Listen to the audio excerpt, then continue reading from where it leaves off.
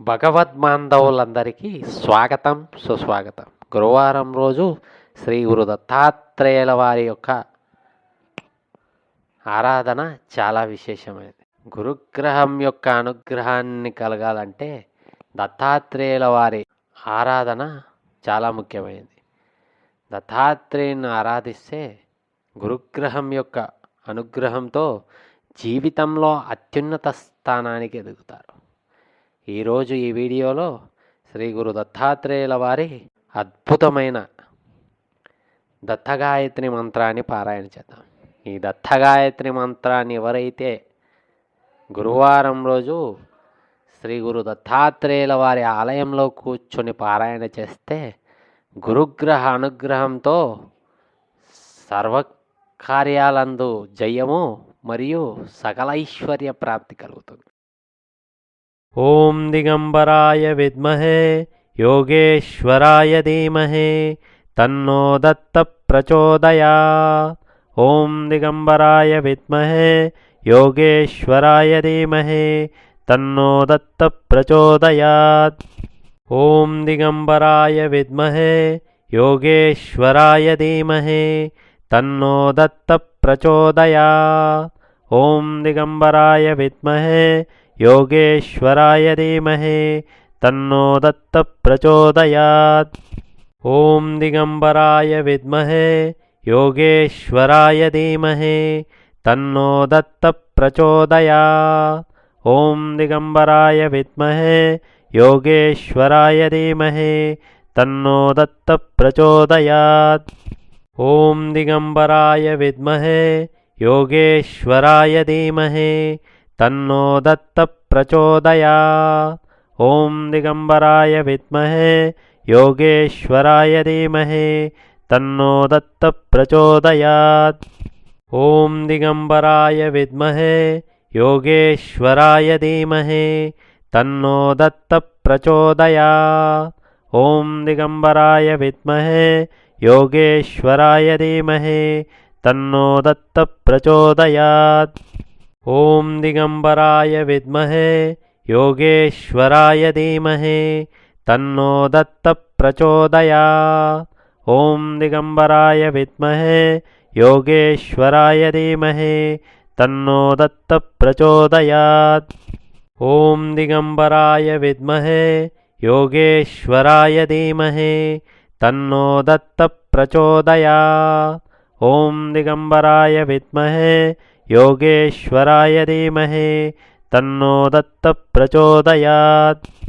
ఓం దిగంబరాయ విద్మహే యోగేశ్వరాయ ధీమహి తన్నో దత్త ప్రచోదయాత్. ఓం దిగంబరాయ విద్మహే యోగేశ్వరాయ ధీమహి తన్నో దత్త ప్రచోదయాత్. ఓం దిగంబరాయ విద్మహే యోగేశ్వరాయ ధీమహి తన్నో దత్త ప్రచోదయాత్. ఓం దిగంబరాయ విద్మహే యోగేశ్వరాయ ధీమహి తన్నో దత్త ప్రచోదయాత్. ఓం దిగంబరాయ విద్మహే యోగేశ్వరాయ ధీమహి తన్నో దత్త ప్రచోదయాత్. ఓం దిగంబరాయ విద్మహే యోగేశ్వరాయ ధీమహి తన్నో దత్త ప్రచోదయాత్. ఓం దిగంబరాయ విద్మహే యోగేశ్వరాయ ధీమహి తన్నో దత్త ప్రచోదయాత్. ఓం దిగంబరాయ విద్మహే యోగేశ్వరాయ ధీమహి తన్నో దత్త ప్రచోదయాత్. ఓం దిగంబరాయ విద్మహే యోగేశ్వరాయ ధీమహి తన్నో దత్త ప్రచోదయాత్. ఓం దిగంబరాయ విద్మహే యోగేశ్వరాయ ధీమహి తన్నో దత్త ప్రచోదయాత్. ఓం దిగంబరాయ విద్మహే యోగేశ్వరాయ ధీమహి తన్నో దత్త ప్రచోదయాత్. ఓం దిగంబరాయ విద్మహే యోగేశ్వరాయ ధీమహి తన్నో దత్త ప్రచోదయాత్. ఓం దిగంబరాయ విద్మహే योगेश्वराय धीमहि तन्नो दत्तः प्रचोदयात्। ॐ दिगम्बराय विद्महे योगेश्वराय धीमहि तन्नो दत्तः प्रचोदयात्। ॐ दिगम्बराय विद्महे योगेश्वराय धीमहि तन्नो दत्तः प्रचोदयात्। ॐ दिगम्बराय विद्महे योगेश्वराय धीमहि तन्नो दत्तः प्रचोदयात्। ॐ दिगम्बराय विद्महे योगेश्वराय धीमहि तन्नो दत्तः प्रचोदयात्। ॐ दिगम्बराय विद्महे योगेश्वराय धीमहि तन्नो दत्तः प्रचोदयात्। ॐ दिगम्बराय विद्महे योगेश्वराय धीमहि तन्नो दत्तः प्रचोदयात्। ॐ दिगम्बराय विद्महे योगेश्वराय धीमहि तन्नो दत्तः प्रचोदयात्। ॐ दिगम्बराय विद्महे योगेश्वराय धीमहि तन्नो दत्तः प्रचोदयात्। ॐ दिगम्बराय विद्महे योगेश्वराय धीमहि तन्नो दत्तः प्रचोदयात्। ॐ दिगम्बराय विद्महे योगेश्वराय धीमहि तन्नो दत्तः प्रचोदयात्। ॐ दिगम्बराय विद्महे योगेश्वराय धीमहि तन्नो दत्तः प्रचोदयात्।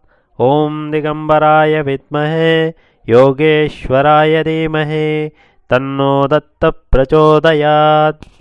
ॐ दिगम्बराय विद्महे योगेश्वराय धीमहि तन्नो दत्तः प्रचोदयात्। ॐ दिगम्बराय विद्महे योगेश्वराय धीमहि तन्नो दत्तः प्रचोदयात्। ॐ दिगम्बराय विद्महे योगेश्वराय धीमहि तन्नो दत्तः प्रचोदयात्। ॐ दिगम्बराय विद्महे योगेश्वराय धीमहि तन्नो दत्तः प्रचोदयात्। ॐ दिगम्बराय विद्महे योगेश्वराय धीमहि तन्नो दत्तः प्रचोदयात्। ॐ दिगम्बराय विद्महे योगेश्वराय धीमहि तन्नो दत्तः प्रचोदयात्। ॐ दिगम्बराय विद्महे योगेश्वराय धीमहि तन्नो दत्तः प्रचोदयात्। ॐ दिगम्बराय विद्महे योगेश्वराय धीमहि तन्नो दत्तः प्रचोदयात्। ॐ दिगम्बराय विद्महे योगेश्वराय धीमहि तन्नो दत्तः प्रचोदयात्। ॐ दिगम्बराय विद्महे योगेश्वराय धीमहि तन्नो